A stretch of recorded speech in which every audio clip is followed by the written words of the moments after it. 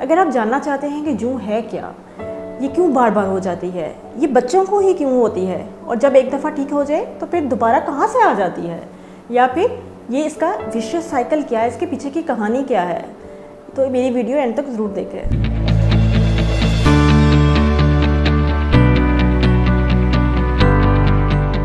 Assalamualaikum, I am Dr. Sara Ahmed, dermatologist and cosmetologist. I have done fellowship in dermatology and I am working as designated dermatologist in Social Security Hospital Lahore. And I am also giving online video consultation through Marham. आज की इस video में मैं आपसे बहुत ही दिलचस्प topic discuss कर रही हूँ, जो कि है हेड लाइस इन्फेस्टेशन यानी कि जुएं।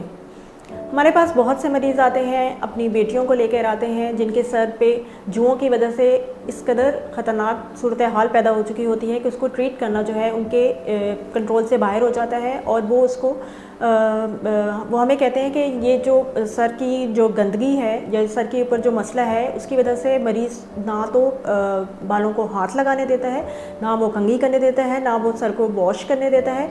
और ये सब कुछ जुओं की वजह से नहीं हुआ, बल्कि इस गंद की वजह से जुएं हुई हैं। तो उनको समझाना हमारे लिए थोड़ा मुश्किल हो जाता है, लेकिन उनको आगाह करना जो है वो बहुत ज़रूरी होता है कि जो जुओं को अगर आप टाइमली ट्रीट नहीं करते, बर वक्त इलाज नहीं करते या उसको प्रॉपरली ट्रीट नहीं करते, डर्माटोलॉजिस्ट की रिकमेंडेशंस को फॉलो नहीं करते, तो मरीज़ की सर की ये हालत हो जाती है कि वहाँ पे एक गुच्छा होता है, बालों का गुच्छा, जिसके अंदर रेशा जो है उसने जगड़ा होता है, बालों को मेटी ढेर हुए होते हैं, तो उसको शेव ऑफ करने के अलावा कोई ऑप्शन बाकी नहीं बचता। तो इसलिए इसकी अवेयरनेस जो है आपको देना बहुत ज़रूरी है कि इसको कैसे ट्रीट किया जाए कि मरीज़ की हालत जो है इस कदर ख़तरनाक ना हो।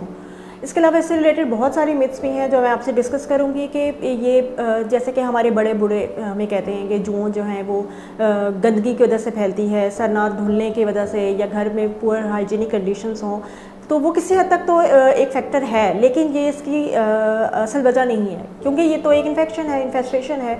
तो इसके लिए जो है कांटेक्ट का होना ज़रूरी है, यानी कि एक बंदे से दूसरे बंदे का आपस में मिलना ज़रूरी है स्प्रेड होने के लिए। अब बात करते हैं कि हेड लाइस होती क्या है।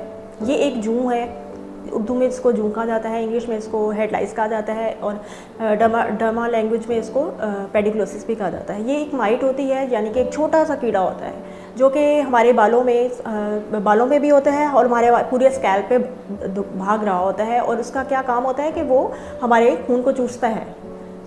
अगर हम इसको बर वक्त ट्रीट नहीं करेंगे तो ये क्या कर सकता है, ये एक बहुत बड़ी ख़तरनाक सूरत हाल पैदा कर सकता है, जिसको कहते हैं आयरन डेफिशिएंसी, एनीमिया। अब एनीमिया क्या होता है? एनीमिया को आम ज़बान में कहा जाता है खून की कमी। जब एक जूं को बर वक्त इलाज नहीं किया जाएगा या फिर उसको मुकम्मल तौर पे ख़त्म नहीं किया जाएगा, तो वो आपकी जो सर के थ्रू खून चूसती रहेगी, और वो अगर over the period of few months या ईयर्स अगर वो रहेगी तो वो डेफिनेटली आपके अंदर खून की कमी पैदा करेगी। वो खून की कमी जो है वो इस वजह से नहीं है कि आपको कोई और बीमारी है और आपका हीमोग्लोबिन कम है या ब्लड सेल्स में कोई कमी है, बल्कि वो खून चूसने की वजह से होगा, जिसकी वजह से मरीज़ को फिर थकावट होना शुरू हो जाएगी और जिस्म में दर्द और किसी काम में दिल ना लगना और बहुत सारे सिम्टम्स आना शुरू हो जाएंगे। तो इसलिए आप बर वक्त इलाज कराएं। इसके अलावा एक इम्पॉर्टेंट चीज़ जो मैं आपको बताना चाहूँ, एक जूं एक सर में जब एंटर होती है तो वो क्या करती है? एक जूं एक दिन में 7 से 8 अंडे पैदा करती है, जिसको कि निड्स कहा जाता है या लीखे कहा जाता है, जो कि बालों के साथ बिल्कुल चिपके हुए होते हैं, इतनी आसानी से नहीं उतरते। और जो जूं है वो आपको बालों में भी मिल सकती है, वो आपको स्कैल्प पे चलती हुई भी मिल सकती है। वो अंडे फिर क्या करते हैं? वो अंडे 7 से 10 दिन लेते हैं और उसके अंदर फिर वो दोबारा से एक नई जूं पैदा करते हैं। आप देखें कि अगर आप उसका इलाज नहीं, बर वक्त इलाज नहीं करते या आपका उसका ट्रीटमेंट डिले करते हैं, तो फिर एक जूं 1 महीने में कितने अंडे पैदा कर देगी। और यही एक वजह है जिसकी वजह से जो पेशेंट्स हैं वो इतनी आसानी से ठीक नहीं होते और फिर उनके अंदर कॉम्प्लिकेशंस पैदा होती हैं। बहुत से लोगों को लगता है कि जूं एक ख़ास एज ग्रुप में होती है, और जैसे कि बूढ़ों में नहीं होती या बहुत छोटे बच्चों में नहीं होती, बड़ों में भी नहीं होती, लेकिन ऐसा नहीं है। ये एक इन्फेक्शन है जो कि ट्रांसमिट होता है एक से दूसरे इंसान में। तो अगर आपके घर में एक स्कूल गोइंग बच्ची है और उसको हो गई है, तो उससे किसी भी इंसान को हो सकती है, बूढ़ी को हो सकती है, किसी बूढ़े इंसान को, किसी छोटे बच्चे को भी हो सकती है। गर्ल्स में ही क्यों होती है आखिर? क्यों? इसलिए कि इसने बालों के थ्रू ट्रैवल करना होता है। Girls have long hairs and school going girls have more chances because they have more chances of close contact. अगर एक बच्चे को वो स्कूल से एक इन्फेक्शन ले आई है तो उसके घर में फिर वो और किन लोगों को मुतासर कर सकती है। जैसे मैंने आपको बताया, इस पर कोई लिमिटेशन नहीं है एज ग्रुप की, वो ट्रांसमिशन उसने करनी है तो अगर जो उसके कांटेक्ट में आएगा, जो उसके साथ सोएगा, उसको हो जाएगी, चाहे वो बूढ़ा हो चाहे वो बच्चा हो। और वो अपनी बेडिंग को इन्फेक्ट करेगी, अपने पिलो को, कुशन को इन्फेक्ट करेगी, जो वो कॉम यूज़ कर रही है वो इन्फेक्टेड हो जाएगा, जो ब्रश यूज़ कर रही है, पोनीस यूज़ कर रही है, और वही चीज़ें, वही एसेसरीज अगर वो कोई और पर्सन घर में यूज़ कर रहा है तो उसको भी हो जाएगी।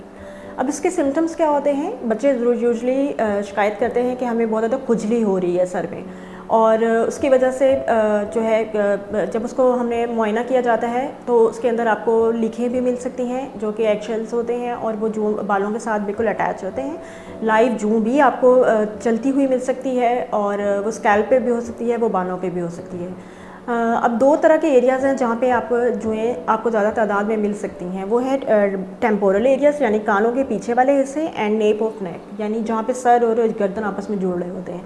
इन दो जगहों पे आपको ज़्यादा चांसेस है कि ये मिलेगी। अब ये मज़ीद क्या गड़बड़ कर सकती है? जब आपको खुजली होगी आप खारिश करेंगे, जब आपको खारिश करेंगे तो सोजिश होगी इस जगह पे, तो एक्जिमा भी आपको वहाँ पे डेवलप हो सकता है, लाल रंग के निशान भी आपको डेवलप हो सकते हैं। इस स्टेज पे अगर तो आप ट्रीटमेंट करवा लेते हैं तो कंप्लीट क्योर हो जाता है, लेकिन यूजली जो लो क्लास पॉपुलेशन है वो हमारे पास बहुत लेट पहुंचती है, और इस स्टेज पे जो है खुजली कर करके पेशेंट को ये हालात डेवलप हो जाते हैं कि वहाँ पे उसको इन्फेक्शन हो जाता है। ठीक है, और इन्फेक्शन में फिर क्या सूरत हाल होगी कि पेशेंट को फीवर भी हो सकता है, उसके बालों में बहुत ज़्यादा जो है रेशे वाली जगह जगह जो है रेशा इकट्ठा हो सकता है, और अगर उसको साथ में उसके गदूद भी बढ़ सकते हैं, और पेशेंट को सर में दर्द भी रहना शुरू हो जाता है। और ये जो रेशा है उसकी वजह से मेटेड हेयर्स भी डेवलप हो जाते हैं, यानी कि बाल जो हैं वो आपस में रेशे की वजह से आपस में जुड़ जाते हैं कि जिनको फिर ब्रश करना जो है वो इम्पॉसिबल हो जाता है। तो इस स्टेज से पहले इलाज करना जो है वो मैं सजेस्ट करूँगी कि एक फ़ौरन डर्मेटोलॉजिस्ट के पास लेके जाए बच्चे को। अगर आप इसके लिए अप्रोप्रिएट ट्रीटमेंट लेना चाहते हैं तो आप आई कार्ड के थ्रू के बटन पे प्रेस करके आप मरहम के थ्रू मुझसे भी कंसल्टेशन ले सकते हैं। अब मैं बताना चाहूँगी इसके ट्रीटमेंट ऑप्शंस, यानी कि इसके लिए हम क्या क्या जो है अद्वियात इस्तेमाल कर सकते हैं। उसमें लगाने वाली भी हैं और उसमें खाने वाली भी शामिल है। जो खाने लगाने वाली हैं, these are readily available and cost effective, यानी कि वो प्राइस में भी कम है, इजीली अफोर्डेबल भी हैं, इजीली अवेलेबल भी हैं, और वो जो है हम लेकिन उसको लगाने का एक ख़ास प्रोटोकॉल होता है जो कि आप उस पर फॉर्मुलेटेड होता है, यानी कि उसके ऊपर लिखा होता है, या फिर डर्मेटोलॉजिस्ट जो है आपको वो ब्रीफ कर सकता है। अब केमिकल कौन सा है इसके लिए? 1% परमेथ्रिन, ये आपको लोशन फॉर्म पे भी मिल सकता है, शैम्पू फॉर्म पे भी मिल सकता है, but lotion is preferable because shampoo has low efficacy. लेकिन एक इम्पॉर्टेंट बात जो मैं बताऊँ, ये जो केमिकल है ये इसका इफ़ेक्ट होता है जुओं पे, यानी कि जो लाइव जू है उसके एडल्ट जू है उसको ये मारती है, लेकिन जो लीखें होती हैं जो कि बालों के साथ चिपकी हुई होती है सफ़ेद रंग की, उस पर इसका इतना असर नहीं होता। यही वजह होती है कि ये लीखें फिर 7 से 10 दिन में दोबारा से एक नई जूं पैदा करती हैं, और फिर वो जूं फिर दोबारा 7 से 10 अंडे, और फिर ये एक विशेष साइकिल चलता रहता है। ये एक बहुत बड़ी वजह है जिसकी वजह से ये ट्रीटमेंट जो है वो सही तरह से लेना जो है मरीज़ों के लिए बहुत मुश्किल है, उनको समझाना भी किसी हद तक मुश्किल है। अब मैं आपको बताऊँगी कि जो 1% परमेथ्रिन है उसको लगाने का तरीका क्या है। वैसे तो आपको डर्मेटोलॉजिस्ट आपको कंप्लीट इसके बारे में गाइड करेगा, लेकिन मैं आपको कुछ इंपॉर्टेंट बातें बताना ज़रूरी समझूंगी कि ये इसको लगाने का एक ख़ास तरीका होता है, और ये है कि आपने डैम्प हेयर में, यानी कि गीले बालों में, थोड़ा सा गीला करके बालों में, उसके ऊपर आपने पूरे अलोंग द हेयर लेंथ आपने उसको अच्छी तरह से अप्लाई करना है, and it's better to apply the shower cap over it, और 15 से 20 मिनट तक आप इसको रखें, और उसके बाद आप you can wash it. Wash करने के बाद जो है you can again use the white tooth com, जो कि एक लिखों के लिए ख़ास किस्म की एक कंघी होती है, उसको बारीक कंघी आम ज़बान में कहा जाता है, और ये बहुत चीपर प्राइस में आपको मिल जाती है। तो जब आपने शॉवर ले लिया और आपके बाल वेट हैं, शाइनी हैं, उस वक्त आप वो जो है कंघी उसकी 15 से 20 मिनट की प्रैक्टिस कर सकते हैं डेली। ये क्यों ज़रूरी है? क्योंकि मैंने आपको बताया कि जो लीखें हैं उस पर किसी किस्म की दवाई असर नहीं करती, तो उसके लिए आपको या तो बारीक कंघी की मदद लेनी होती है, या फिर आपको मैनुअली यानी कि हाथों से निकालना पड़ता है। और ये वाली एक्सरसाइज जो है हाथों से निकालने वाली, ये आपको डेली बेसिस पे करनी होती है। एटलीस्ट 4 डेज़ अ वीक आप करें तो कुछ हफ्तों में फिर आपको लीखों से भी मुकम्मल निजात मिल सकती है।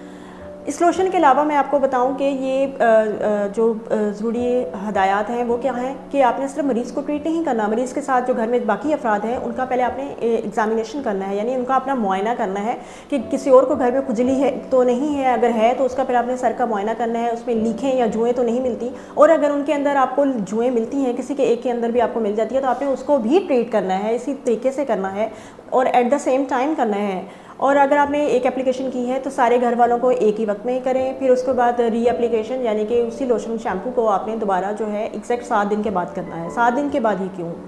क्योंकि ये जो अंडा है वो 7 दिन लेता है एक दोबारा एक जूम बनाने के लिए, तो जो इसका साइकिल ट्रीटमेंट साइकिल है वो भी इसके साइकिल के साथ ही चलता है। एक दफ़ा अप्लाई किया, फिर 7 दिन बाद किया, फिर उसके कुछ दिन तक फिर आपने डेली कॉम्बिंग की या डेली आपने मुआयना किया। अगर आपको कोई जू नहीं मिली तो इसका मतलब है यू आर कम्प्लीटली क्योर्ड। लेकिन अगर आपको फिर भी कोई लीक या जू मिलती है तो फिर आपने एक दफ़ा और इसको रिपीट करना है। इसके साथ साथ जो है आपके मरीज़ की यूज़ में जो चीज़ें हैं, लाइक उसकी जो पिलो है, बेडिंग है, उसकी कैप है, उसका जो है मैट्रेस है, हेयर कॉम एंड ब्रश जो है उसको भी आपने जो है हॉट वाटर जो है उसमें वॉश करना है। कॉम को, पोनीस को, पिन्स को, इनको आप डिस्कार्ड भी कर सकते हैं। And it's better to fumigate the furniture and carpet of your patient. अगर पेशेंट को साथ में खुजली की वजह से इन्फेक्शन भी है, यानी कि उसको पस वाले दाने बनना शुरू हो गए हैं, तो फिर भी एंटीबायोटिक का इस्तेमाल भी यहाँ ज़रूरी है, पेशेंट को देते हैं। खुजली को अवॉइड करने के लिए एंटीहिस्टामिन सिरप्स का इस्तेमाल किया जा सकता है। और इसके अलावा जो ट्रीटमेंट ऑप्शंस हैं उसमें हमारे पास कुछ खाने वाली अद्वियात भी आ जाती हैं, लेकिन वो हम बच्चों में रिकमेंड नहीं करते। Less than 5 year of age में या लेस दैन 15 kg जो चाइल्ड है उसमें हम रिकमेंड नहीं करते। और इस मेडिसिन का एक ख़ास नाम है आइवरमेक्टिन, और ये भी अवेलेबल है पाकिस्तान में, चीपर प्राइस में है। और इसका मैकेनिज़्म कुछ ऐसा होता है कि ये जूं को पैरालाइज़ कर देती है। और वो करती कैसे है कि जब हम मेडिसिन खाते हैं वो हमारे खून में जाती है, और जो जूं है वो हमारे सर में रहते हुए वो हमारा खून चूसती है, तो उस खून के ज़रिए वो मेडिसिन जूं को भी पहुंच जाती है और फिर वो उसका पैरालिसिस करती है, जिसकी वजह से वो जूं तो मर जाती है लेकिन अगेन लिखों पे उसका कोई असर नहीं है। अब इसके जो है साइड इफ़ेक्ट्स प्रोफाइल है कुछ, जैसे कि गनूदगी का आना, लॉस ऑफ एपिटाइट, नौजिया होना, वॉमिटिंग होना, मतली होना, उल्टी होना, और किसी चीज़ में जो है वो ध्यान ना रहना, बहुत ज़्यादा नींद आना, चक्कर आना, कभी कभी के यहाँ तक कि झटके पड़ जाना, और यहाँ तक कि कोमा में चले जाना। लेकिन ये साइड इफ़ेक्ट्स बहुत रेयर हैं, लेकिन चूँकि बच्चों में जो है वो ज़्यादा चांसेस होते हैं, तो इसलिए हम बच्चों में ये मेडिसिन रेकमेंड नहीं कर सकते, लेकिन एडल्ट इसको ले सकते हैं। इसके अलावा रिसेंट एडवांसेस में एक थेरेपी आई है जिसको कलाउस बस्टिंग कहा जाता है। इसमें क्या होता है कि आप जुओं वाले हिस्सों को एक ख़ास जो है लाइट ट्रांसमिट की जाती है, जिसकी ख़ास वेलोसिटी होती है, ख़ास फ्रीक्वेंसी होती है, तो उस लाइट थेरेपी के थ्रू भी जुओं को मारा जा सकता है।